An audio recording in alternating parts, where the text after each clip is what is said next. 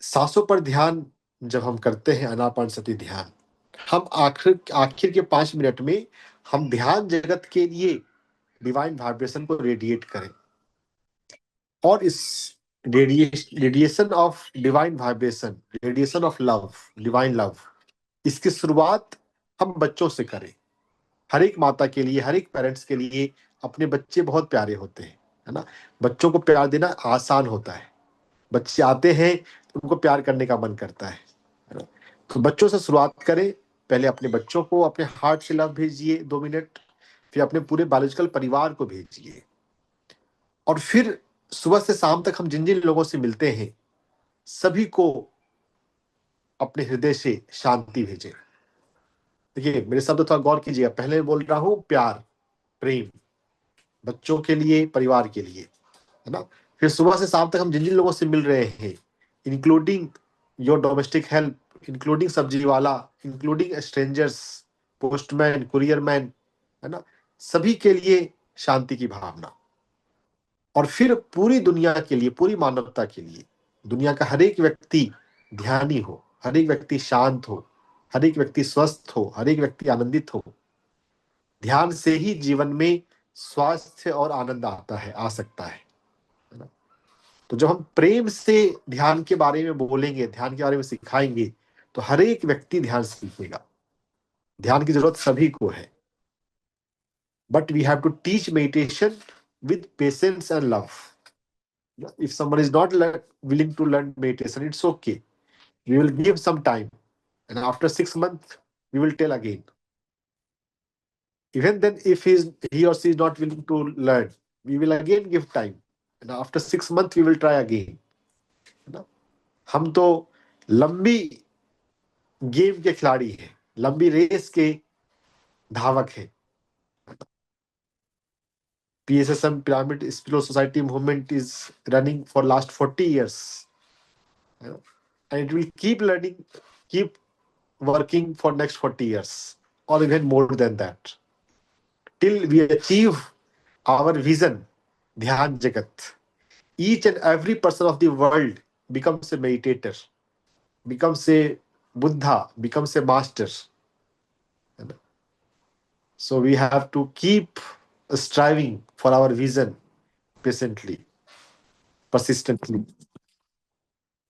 So now allow me to talk on the concept, देश केवल मिट्टी नहीं है। भारत और भारतीयता, यह सिर्फ तिरंगा या झंडा नहीं है। यह सिर्फ आपका आधार कार्ड और पासपोर्ट नहीं है। आपके पासपोर्ट पे भारत, भारतीय लिखा है, सिर्फ उससे हम भारतीय नहीं है। सिर्फ हम पहनावे से भारतीय नहीं है। अगर कोई इंडियन ट्रेडिशनल अटायर में है तो वो इंडियन हो गया, और अगर कोई सूट बूट में है तो वो वेस्टर्न हो गया, है ना। कपड़े बदलने से हमारा व्यक्तित्व नहीं बदलता। हमारा एटीट्यूड, हमारा माइंडसेट, हमारा परसेप्शन, हमारी डिजायर, हमारी एस्पिरेशन, हमारा मिशन, हमारा विजन नहीं बदलता। We are Indian by culture, by attitude, by our caring attitude, by our sharing attitude, by our habits, by our lifestyle. You know, that is the meaning of being a Indian. You know, one can be Indian irrespective of the location he or she is living. कोई America में रहकर, कोई England में रह के, कोई Australia में रह के भी भारतीय हो सकता है, भारतीय जीवन शैली से, भारतीय मानसिकता से, भारतीय सोच से। तो क्या है भारतीय सोच या मानसिकता, है ना। मैं भारत में जन्म हुआ हूं इसलिए मैं भारतीय हूं। भारत में बहुत पैसा नहीं है, अमीरी नहीं है, क्वालिटी ऑफ लाइफ नहीं है, मैं तो कनाडा जाऊंगा, वहां का सिटीजनशिप लूंगा, है ना। This is very poor state of affair, that one, when one is little bit capable financially, he or she aspire to become citizen of Canada or any other developed country, This is not a right approach. Why this is happening? Because one doesn't understand the value, the importance of Indian culture, the richness of Indian heritage. हमारे पास क्या खजाना है, हमारे पास जो भगवत गीता है, जो उपनिषद है, जो ऋषियों का, मुनियों का, बुद्धों का, शंकराचार्य का, ओशो का ज्ञान है, जब हम उसको नहीं समझेंगे, उसको वैल्यू नहीं करेंगे, तो हमको यही लगेगा कि अमेरिका चलो, कनाडा चलो, हम अमेरिका में रहेंगे, वहां पर ज्यादा बेहतर जिंदगी है। नादान है वो लोग जो ये समझते हैं कि वहां ज्यादा अच्छी जिंदगी है। एन नंबर ऑफ पीपल ऐसे भी आपको मिलेंगे जो अमेरिका में 10 साल रह लिए, उसके बाद उनको वो अब भारत वापस लौटे हैं। ऐसे मैं कई डॉक्टरों को, कई लोगों को जानता हूं जो भारत बाहर रहे 5 साल, 10 साल, 15 साल, फिर वो वापस आए कि जो इंडिया में जो प्रेम है, भारत में जो प्रेम है, भारत में जो आध्यात्मिकता है, भारत में जो केयर है, थोड़ा वेस्टर्नाइजेशन भारत का भी खो गया है, लेकिन फिर भी अभी भी इतना है कि हम पड़ोसियों की कद्र करते हैं, केयर करते हैं, है ना। हमारे अगल और बगल कौन है, हम उसका नाम जानते हैं, हम फेस्टिवल एक साथ सेलिब्रेट करते हैं। होली आता है, दीपावली आता है, या कोई और फेस्टिवल आता है, we celebrate together. India has togetherness, unity, that is Indianness, भारतीयता। नॉट जस्ट फ्लैग, मेरी फ्लैग सेरेमनी, हम झंडे फहरा रहे हैं 15 अगस्त को, 15 अगस्त आया, व्हाट्सएप पे हमें लगा लिया मेरा भारत महान। That is not only Indian, Indianness. Indianness is much more.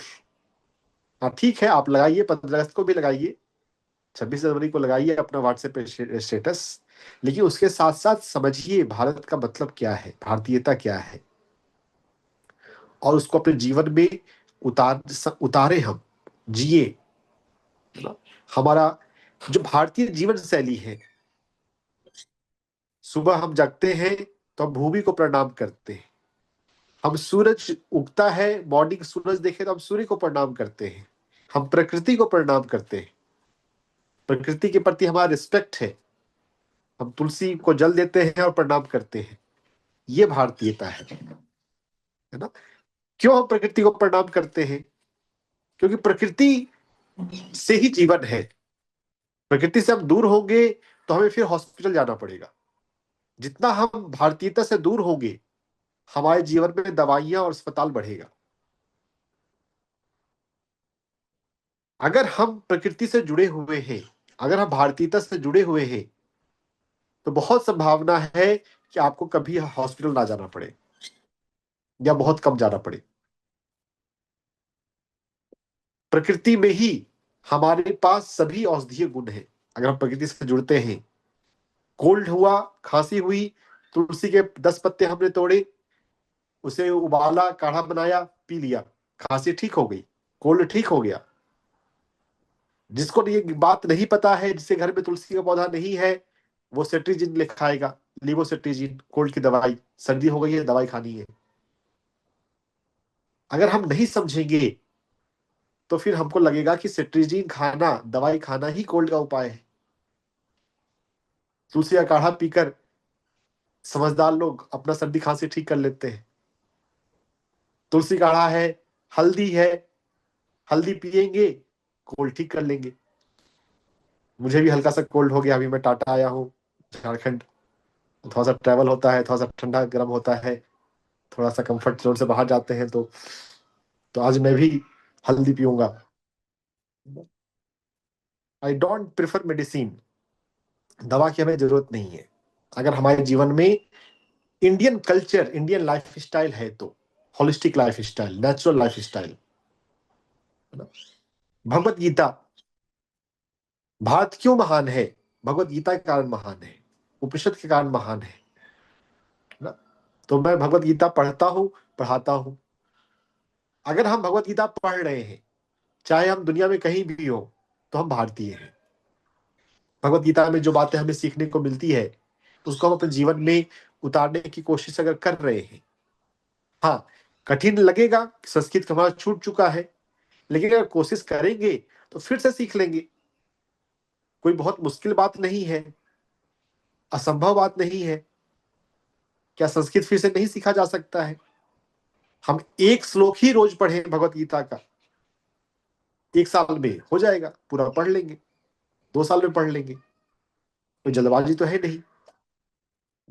तो हम भगवत गीता पढ़े, हम प्रकृति से जुड़े,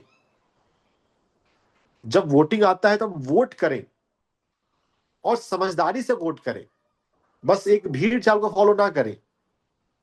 जिसका माहौल है, जिसका ऐड हो रहा है, हम उसके ऐड से प्रभावित होकर हम वोट करें। समझिए वोटिंग का सिस्टम क्यों बनाया गया।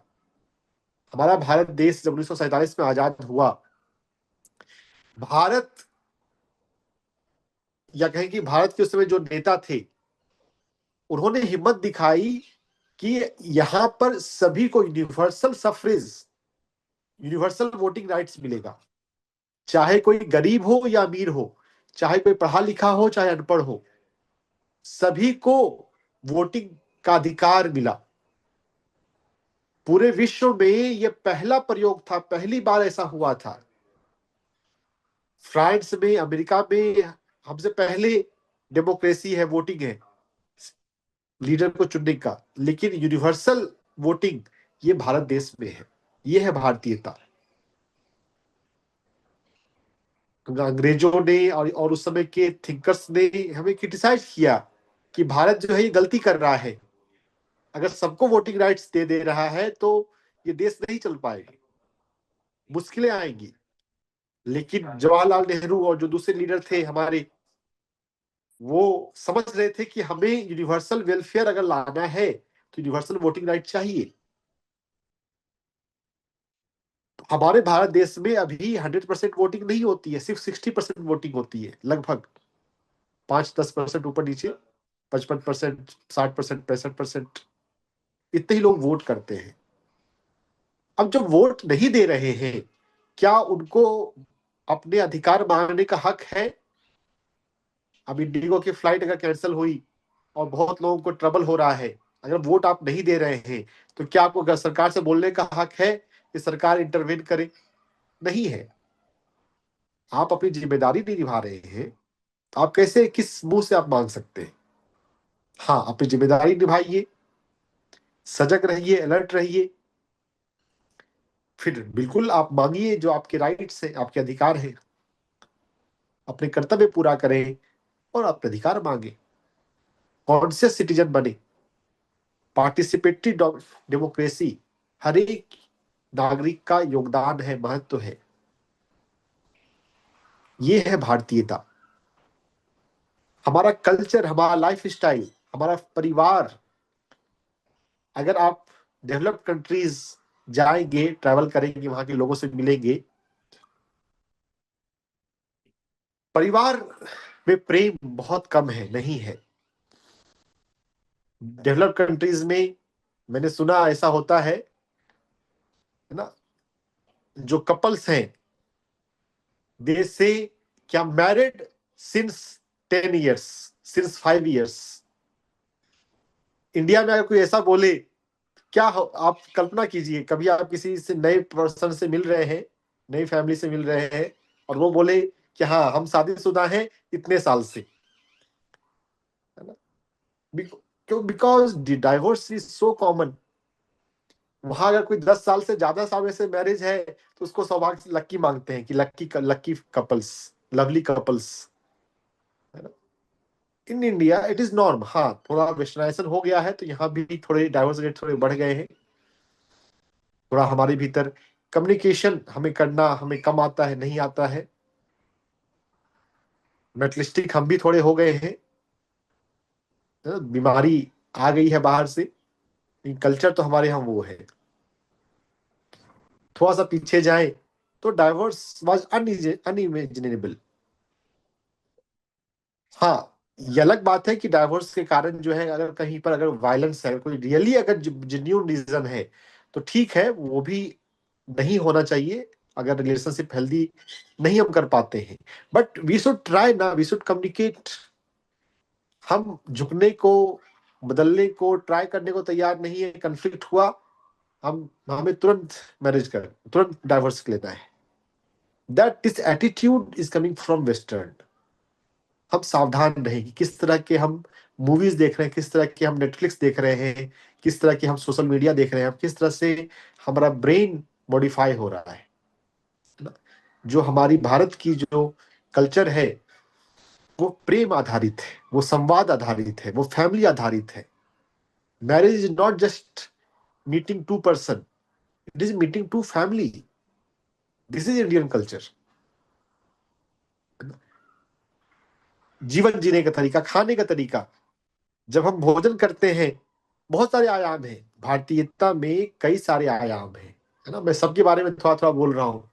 हम भोजन करते हैं, अगर कोई पार्टी हो रही हो, चम्मच स्पून आपको मिला, आप हाथ से, अपने घर पे आप हाथ से खाते हैं, लेकिन पार्टी है तो वहां पे आप चम्मच से खाएंगे, ये सोचते हुए कि लोग देख रहे हैं, चार लोग देख रहे हैं, क्या बोलेंगे।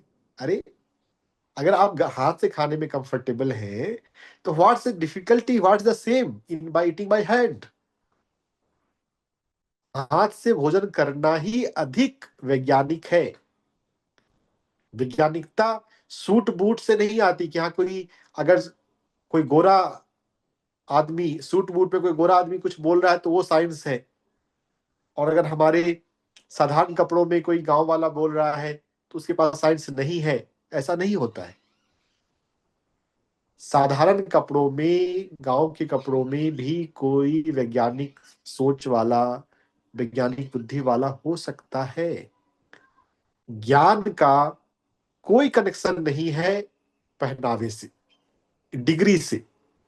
Knowledge and wisdom, here I am mentioning about wisdom, ज्ञान, नॉट जस्ट नॉलेज। नॉलेज का पढ़ाई से, डिग्री से कोई संबंध नहीं है। एक साधारण गांव वाला भी पढ़े लिखे पीएचडी से ज्यादा ज्ञानी हो सकता है।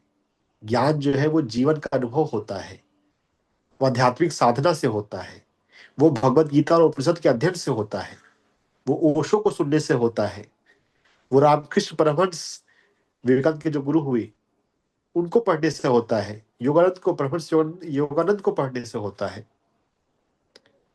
ज्ञान डिग्री से, कॉलेज से, सर्टिफिकेट से नहीं आता। ज्ञान साधना, स्वाध्याय और सजन सागत्य से आता है, हमारे कल्चर में है। बड़े बूढ़ों से, दादा दादी से, नाना नानी से, आप में से जिन जिन लोगों के हैं, जो भी एल्डर मिले उनसे पूछिए उनके जीवन का ज्ञान। बाय चांस बहुत संभावना है आपको बहुत कुछ सीखने को मिलेगा। ये है भारतीयता, भारत की मूलभूत बातों को समझना और जीना। हाँ, अगर भारतीयता में कहीं पे अंधविश्वास है, कुछ ऐसी चीजें हैं जो उचित नहीं है, तो आप उसको छोड़ सकते हैं। लेकिन मॉडर्न बनने के चक्कर में, वेस्टर्न बनने के चक्कर में हर चीज को आप छोड़े, तो ये बेवकूफी है। ये बेवकूफी कुछ लोग कर रहे हैं, कृपया ना करें।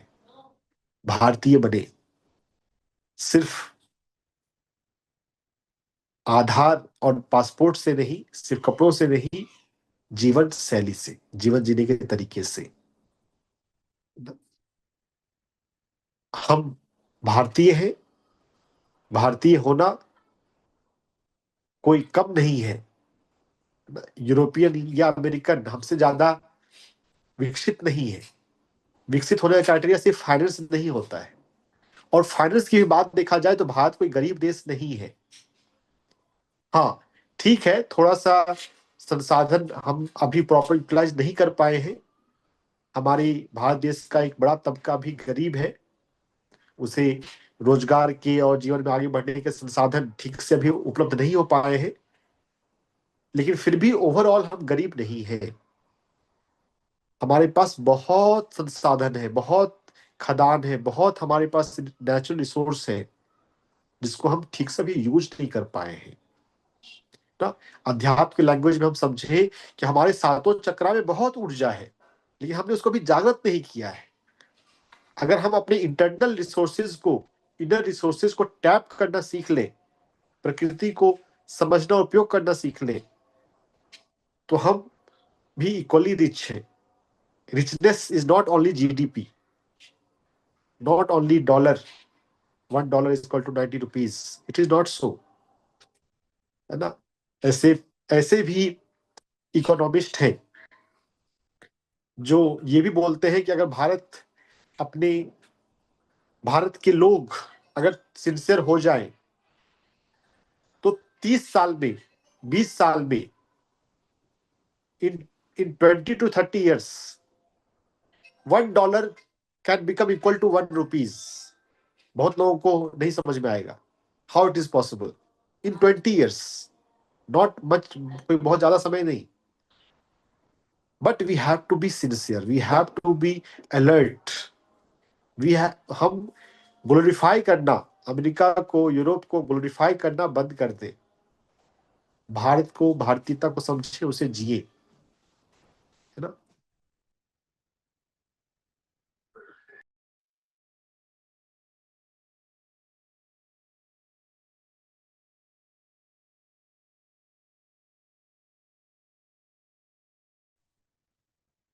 So, masters. Yes, sir. So this I had to say. If any of you want to ask any question or if you want to share anything, you are welcome. Sir, can I translate or should I take experience sharing first? You can translate the summary of my talk. Yes, sir. In Telugu, I will translate. అందరికీ నమస్కారము. బ్రహ్మర్షి పితామహ పత్రిజీకి నమస్కరిస్తూ, మాతర్ బాబాజీకి నమస్కరిస్తూ, మన మాస్టర్స్కి, రంజన్ సార్కి, పద్మా మ్యామ్కి నమస్కరిస్తూ translation నేను చెప్పదలుచుకున్నాను మాస్టర్స్. ఈరోజు ఎప్పటిలాగే ఎవ్రీ మాస్టర్ చెప్పినట్టుగానే సార్ ఏమంటారంటే, ఒక మనిషి ఒక వ్యక్తిత్వంతో, మన ఆలోచనలతో, ఒక మైండ్ సెట్, మన విజన్, మనం ఏది దూరంగా చూస్తున్నామో దాన్ని బట్టి మనల్ని ఒక ప్రెజెంటేషన్ అనేది మన గుర్తింపు తెచ్చుకోలేం మాస్టర్స్. మనము భారతీయులం అయి ఉండొచ్చు, మన సంస్కృతి ఒక విధంగా వేరే విభిన్నంగా అయి ఉండొచ్చు, కానీ మనని ఎట్లా మనకి గుర్తింపు వస్తుంది అనేది అంటే మన వ్యవహారంతో, మన సభ్యతతో, మన సంస్కృతితో. మనకి అందరూ ఏమంటారంటే, మనకి పెద్ద డబ్బులు లేవు, మన బీద ప్రదేశం కాదు, మనం అస్సలు బీద ప్రదేశం కాదు. సారీ బీద ప్రదేశం కాదు. మనం వచ్చి వేరే ప్రదేశాల కంటే, వేరే దేశాల కంటే మనము చాలా చాలా ముందు ఉన్నాము. బికాజ్ మన సంస్కృతి అనేది చాలా చాలా భిన్నంగా ఉంది మాస్టర్స్. అక్కడ ఎగ్జాంపుల్ ఇస్తూ, మనం వేరే ప్రదేశాన్ని డెవలప్డ్ కంట్రీస్ అంటాము, అభివృద్ధి చెందిన ప్రదేశం అంటాము, కానీ మనము తక్కువ కాదు. మనం ఏం చేయాలి అంటే, మన సభ్యతని, సంస్కృతిని అర్థం చేసుకోవాలి. మన ఈ భారతీయ సంస్కృతిలో భగవద్గీత, ఓషో అని అలాంటి గ్రంథాలు ఉన్నాయి, వేదాలు ఉన్నాయి, సంస్కృత ఉపనిషత్తులు ఉన్నాయి. ఇవన్నీ మనం అర్థం చేసుకోవాలి. జ్ఞానం అనేది ఎట్లా మనకు అందుతుంది అది మనం తెలుసుకోవాలి. ఆయన ఒక ఎగ్జాంపుల్ ఇస్తూ, ఒకటి ఉదాహరణ ఇస్తూ చెప్తారు. నేను చాలామంది డాక్టర్స్ని కలిశాను, చూశాను. 5 ఏళ్ళు 10 ఏళ్ళు వచ్చి విదేశాల్లో ఉండి మళ్ళీ అక్కడ ఉండలేక వాళ్ళు మళ్ళీ మన భారతీయ ప్రదేశానికి వచ్చేస్తారు. సో మన వచ్చి ఈ ఆధ్యాత్మికత వచ్చి మనం పక్క దేశాలతో ఎట్లా వ్యవహారం ఉంచాలి, ఎట్లా మాట్లాడాలి, ఎట్లా పలకాలి, అది మనలోనే ఉంది. అది మనం వేరే వాళ్ళ దగ్గర నేర్చుకోనక్కర్లే. బయట ప్రదేశాల వాళ్ళు మన దగ్గర తెచ్చుకుంటారు. మనం సింప్లీ ఒక ఇండిపెండెన్స్ డే రోజైనా ఏదైనా ఒక జెండా ఎగిరిస్తేనే మన భారతీయులు మన లెక్కలో రాదు. మనము అన్ని విధాలుగా పూర్తిగా మనం ఆలోచించి, మనము ఆ ఆలోచన పెట్టుకొని ఉండాలి మాస్టర్స్. అంటే అంటారు భారతీయులంటే మనం ఎవరు, మనం ఎటువంటి జీవితం గడపాలో అని మనం తెలుసుకోవాలి. మీకు తెలిసే కదా, మనం రోజు దినం లేస్తూనే మన భూమాతకి నమస్కరిస్తాము. మనం తులసికి దగ్గర తులసి కోట దగ్గర ప్రార్థిస్తాము. ప్రకృతితో మనము ఆ కనెక్ట్ అవుతాం, మమేకం అవుతాం.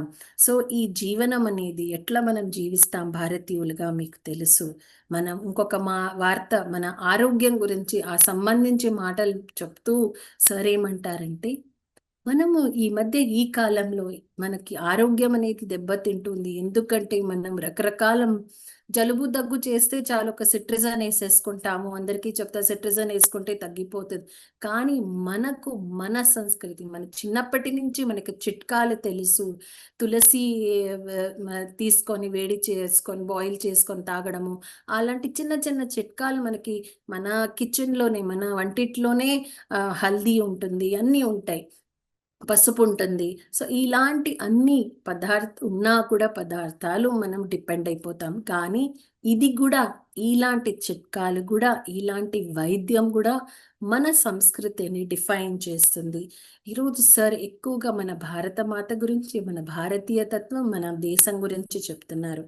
ఇంకొకటి అంటారు, మనం అన్నిటికీ బాధ్యత వహించాలి, మనము వేరే ఇంకొకరి మీద వేస్తే సరిపోదు అది అని చెప్పారు. ముందుగా మన గ్రంథాల గురించి చెప్తూ మనం డైలీ భగవద్గీత చదవాలి.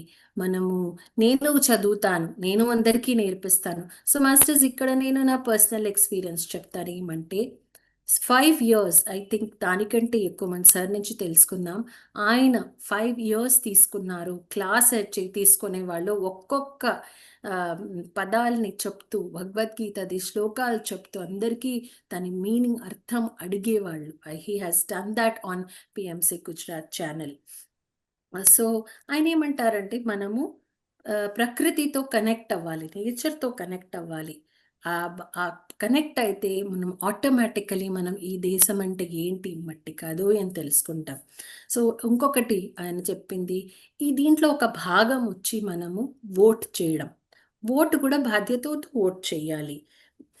మనం ఏమనుకుంటాము, ఓటింగ్ సరే ఫ్రాన్స్ అమెరికా ఇంట్రడ్యూస్ చేసింది, ముందు ముందు వాళ్ళే చేశారు.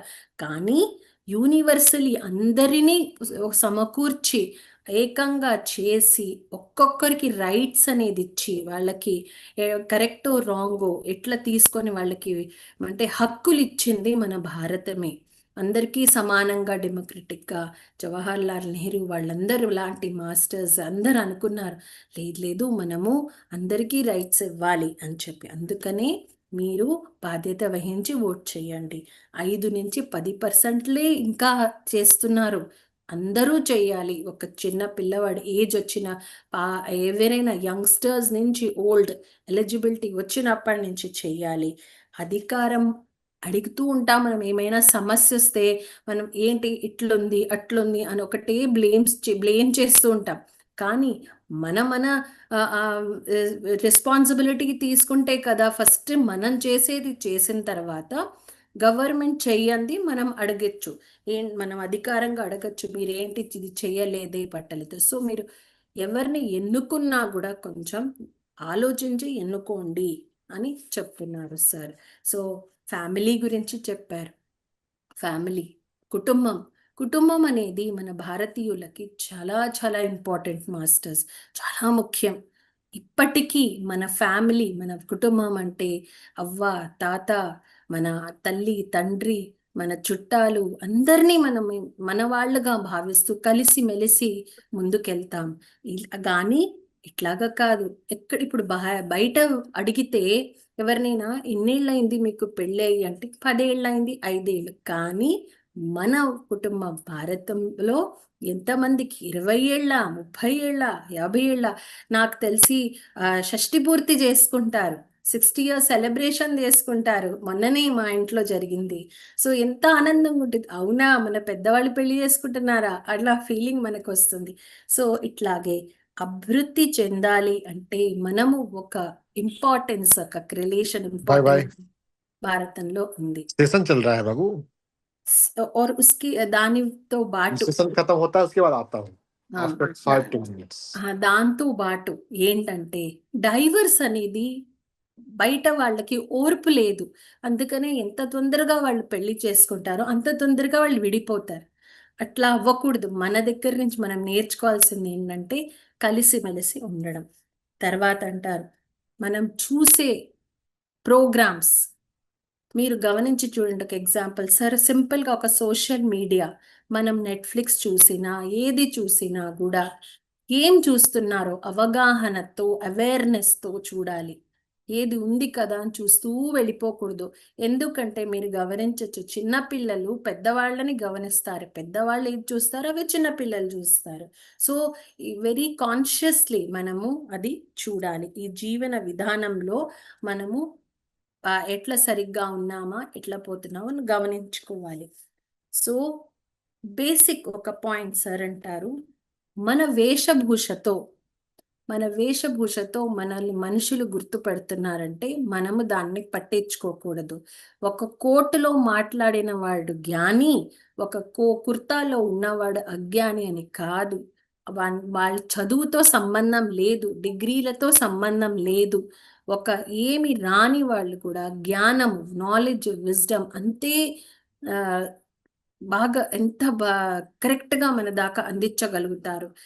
బెస్ట్ ఎగ్జాంపుల్ మన గ్రాండ్ పేరెంట్స్, మన అవ్వ తాతలు.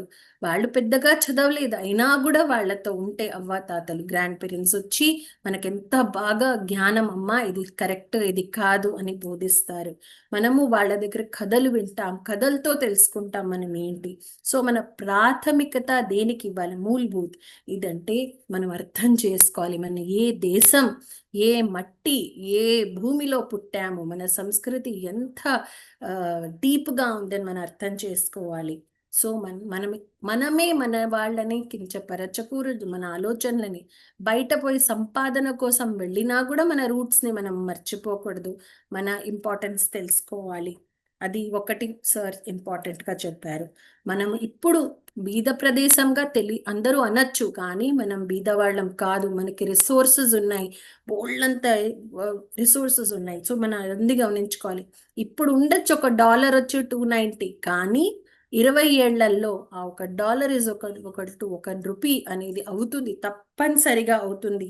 సో మీరు టోటలీ సిన్సియారిటీతో, టోటలీ డివోషన్తో, డివినిటీతో, స్పిరిచువాలిటీతో మీరు ఇదంతా ఆలోచించండి, దాని అవగాహన పెంచుకోండి. ఇవన్నీ మీరు ఎండ్ ఏమంటే దేశం అంటే మట్టి కాదు, ఈ దేశ్ కేవల్ మిట్టిని అంటే అదే కాదు. మనకి చాలా చాలా తెలుసుకోవాలంటే మనకి సమయం తగ్గిపోతుంది. ఇంతవరకు నేను ఎండ్ చేస్తా మాస్టర్స్. Thank you sir. एक बात और, when we travel in train, we ji have habits of asking even our neighbors, our strangers, that would you please take and eat, है ना? Yes sir. तो ये जो शेयरिंग करने का जो एटीट्यूड है, दिस एटीट्यूड इज भारतीयता. अगर ये एटीट्यूड हमारे जीवन में है, sharing and caring, love, unity, तो हम भारतीय हैं, है जी ना? चाहे हम भारत देश में हो फिजिकली, या हम अमेरिका में हो, या यूरोप में हो, या ऑस्ट्रेलिया में हो. जी.